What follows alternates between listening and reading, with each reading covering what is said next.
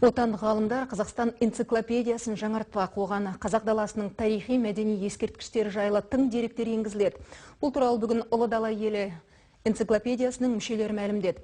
Зерттеушілер Қазақстанның шалғай жерлерін аралап, ежелгі кесенелер, ескерткіштер, тарихи тұлғалар жайында мәліметтер жинаған.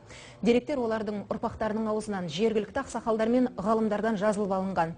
Қазақ хандығының 550 жылдығына орай ұйымдастырылған бұл экспедиция Сарыарқа даласында бүгін аяқталды. Ол мәдени мұраларды көркейту арқылы ішкі туризмді дамытуды көздейді. Бір ай бойы қазақ даласын шарлаған тарихшылар тарихқа қатысты бұрмаланған бір-біріне керағар ақпараттардың барын жоққа шығармайды.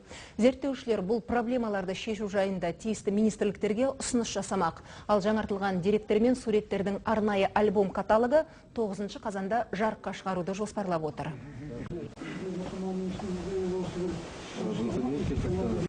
Зерттеуге тұрарлық мәселелерді назардан тыс қалып келе жатқан бағыттарды шығарамыз деген ойымыз бар.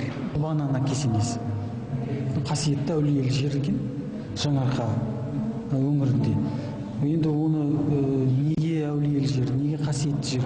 Шоқан Уәлихановта кездеседі, одан кейін Әлкей Марғұланда кездеседі, ары қарай жоқ.